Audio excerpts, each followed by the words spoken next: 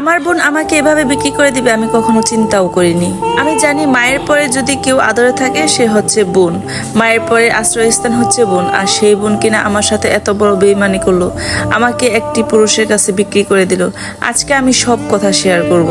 আমার বাবা নিতান্ত একজন গরিব মানুষ। আমরা অনেকগুলা ভাই বোন, কিন্তু আমাদের ভাইগুলা একদমই ছোট, আমরা বোনরাই বড়। তো এর জন্য অনেক বোনদের বিয়ে হয়ে গেছিল। আমার বাবা আমাদেরকে টাকার জন্য বিয়ে দিতে পারেনি।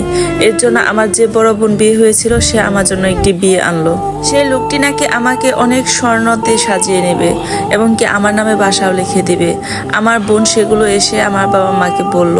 আমার বাবা মা রাজিও হলো এবং কি আমাকে বোঝালো যে দেখ একটু বয়স বেশি তো কি হবে, তুই একটু মানিয়ে নে। তো আমি ভাবলাম যে আমার বাবা যেহেতু গরিব, এত টাকা দিয়ে আমাকে বিয়ে দিতে পারবে না, তাহলে যদি আমার নসিবে থাকে তাহলে হোক, সমস্যা কি। আর আমার বোন তো আমাকে জলে ফেলে দিবে না। তো আমার বোনের কথায় বিশ্বাস করে আমার বাবা মা ছেলে দেখেনি এবং কি আমি নিজেও দেখিনি, যেহেতু আমার অল্প বয়স ছিল আর আমরা গ্রামে থাকি, ওইভাবে আমরা আসলে ছেলে দেখাতে অভ্যস্তও নই। তো যথারীতি আমাদের বিয়ের কার্যক্রম সব শুরু হলো এবং কি আমাকে অনেক রাত্রে উঠিয়ে নিয়ে গেল, যেহেতু আমার অল্প বয়স, কাবিন হবে না, এর জন্য রাত্রে নিল।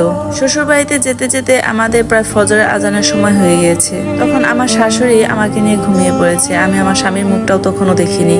পরের দিন দুপুরে আমার স্বামী গোসল করতে গেছে, তখন আমার যা আমাকে ডাক দিতেছে যে ওর লুঙ্গি এনে দাও, গামছা এনে দাও। তখন আমি ওর লুঙ্গি এবং গামছা নিয়ে যাই বাথরুমে। তো সেখানে কাপড়গুলো দিতে গিয়ে আমি আমার স্বামীকে দেখলাম যে সে শুধু বয়স না, সে আমার বাবার বয়সী একজন লোক এবং তার সারা শরীর জুড়ে ছিল সেলাইয়ের দাগ, সার্জারি করা। আমি দেখে ভয় পেয়ে গেলাম যে এই লোকটার হাতে পায়ে বুকে এত সেলাই কেন। আমি ঘরে যে চিৎকার দিয়ে কাঁদতে শুরু করলাম। বাড়ির সবাই অনেক ভয় পেয়ে গেল আমার চিৎকার শুনে। সবাই আমার বাপের বাড়ির লোকজনদের আসতে বললো এবং কি সবাই চলে আসলো। সেখানে আমার বোনও আসলো। তখন আমার বোনকে জড়িয়ে ধরে বললাম যে বোন কি করেছো আমার জন্য। তখন আমার বোনও আমাদেরকে ফেল ফেল করে তাকিয়ে থাকলো এবং আমাকে ধৈর্য ধরার জন্য বলল যে দেখ তোর বিয়ে হয়ে গেছে, আমরা গরিব ঘরের সন্তান, তুই এখানে অনেক ভালো থাকবি, অনেক টাকা পয়সা দালান কোটাতে তুই অনেক সুখী হবি। আমার বোন আমাকে অনেক বোঝানোর চেষ্টা করলো, কিন্তু কিছুতেই যেন আমার মন মানছে না। তখন আমার স্বামী আমার ঘরে আসলো। উনি বললেন যে দেখো তুমি এরকম করতেছো কেন, আমি তো সব তোমার বোনকে বলেছি, আর এর জন্য তোমার বোন আমার কাছ থেকে অনেক টাকা নিয়েছে আর তার ঘরের সকল ফার্নিচার আমি কিনে দিয়েছি। এই কথা শুনে যেন আকাশ আমার মাথা ভেঙে পড়লো।